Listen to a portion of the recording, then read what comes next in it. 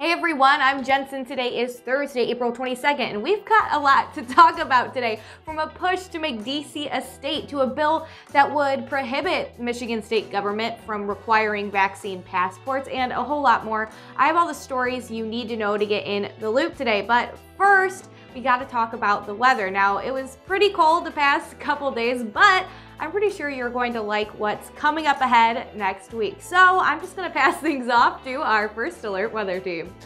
It's just a fairly quiet day tomorrow. Clouds will build in late, so that sunshine we get early in the day will start to go by the wayside.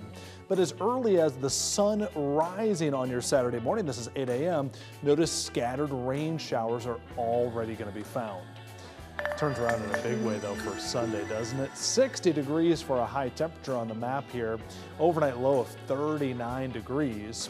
Monday we managed to reach 70. And if you've been paying attention on that first alert weather app, you saw today we have 1, 2, and if I get out of the way here, 3 80-degree days on our extended forecast for next week.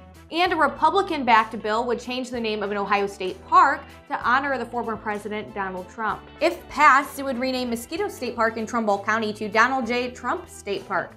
Trump won Trumbull County in 2020 with nearly 55% of the vote, and he won the state by more votes than any presidential candidate in Ohio history.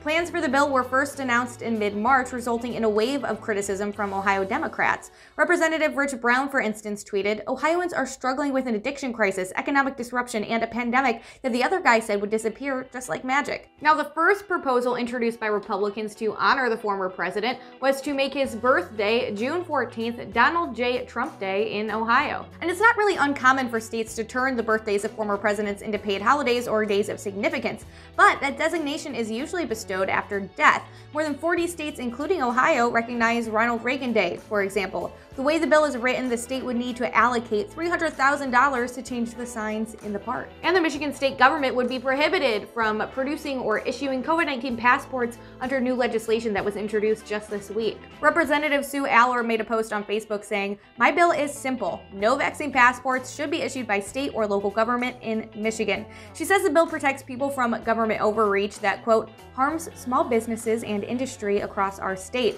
Aller also says she's heard from people who are worried that they'll be unable to get a job or buy groceries in a store because of the possibility that this documentation would be required by the government. Now, the Michigan bill does not prohibit businesses from requiring COVID-19 passports. In fact, a growing number of businesses like cruise lines are already saying that they will have a vaccine requirement. And according to WXYZ in Detroit, the Biden administration says it will not mandate a vaccine credential, nor has Governor Gretchen Whitmer announced plans to require any sort of vaccine passport. But regardless, so far, 14 Michigan lawmakers have signed their name to House Bill 4667, and I will of course keep you all in the loop should anything move forward. And if you've already gotten your COVID-19 vaccine, you might be wondering, how long is this thing good for?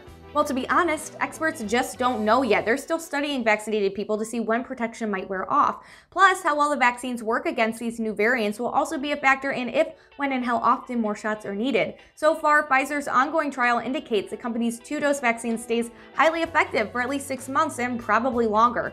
People who got Moderna's vaccine also still had impressive levels of virus-fighting antibodies 6 months after that second shot. But antibodies don't really tell the whole story. To fight off intruders like viruses, our immune systems also have another line of defense called B and T cells, some of which can hang around long after antibody levels decline. If they encounter the same virus in the future, those cells could potentially spring into action more quickly. Even if they don't prevent you from getting sick entirely, they could help with how sick you actually get. But exactly what role these B and T cells might play with the coronavirus, and for how long, well, we just don't know yet. So far, the vaccines seem to work pretty well against the new variants, though somewhat less so on the one first detected in South Africa. And if it turns out we do need another shot, a single dose could extend protection of the current shots or contain vaccination for one or more of those variants. And an increase in the child tax credit this year that will give millions of parents $3,000 to $3,600 per kid could be extended to 2025. This is all part of a plan that is expected to be announced here in just a few days by President Joe Biden. The revamped credit was part of the most recent COVID relief bill that Congress passed last month. It raises the child tax credit from $2,000 annually to $3,600 for children under age 6 and $3,000 for kids 6 through 17. The money will go out monthly as an advance starting in July, but parents will have the option to get it all in one lump sum next tax season. The updated tax credit is only good for 2021. Biden's plan would extend that to 2025, but not beyond, and some Democrats have already said that is not good enough, pushing the president to make it a permanent deal. The extension would be part of Biden's American Families Plan, which he could unveil before his address to a joint session of Congress next Wednesday, so stay tuned on that.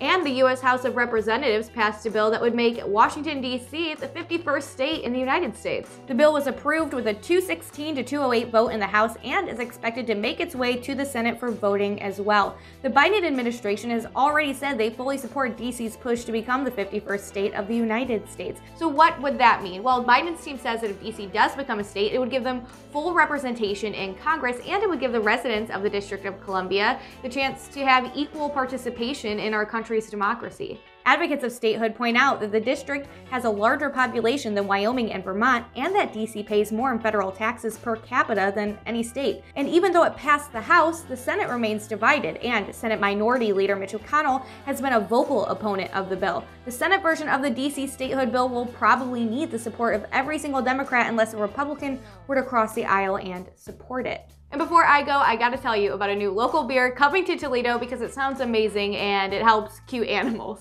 Ernest Brew Works is partnering with the Toledo Zoo to raise awareness for an endangered species with the release of Red Panda Ale. It's an Irish red cream ale, and you can start buying it May 15th, so mark your calendars. Red Panda Ale has a 5.3% ABV, and it's made with malt to give it a nice red hue. A 4-pack will cost $13.99, and a portion of the proceeds will be donated to the Toledo Zoo Wildlife Fund. But that is all I have for you today. If you liked this video, hit that like button, and of course subscribe to our YouTube channel. I'm Jensen, and now you're in the loop.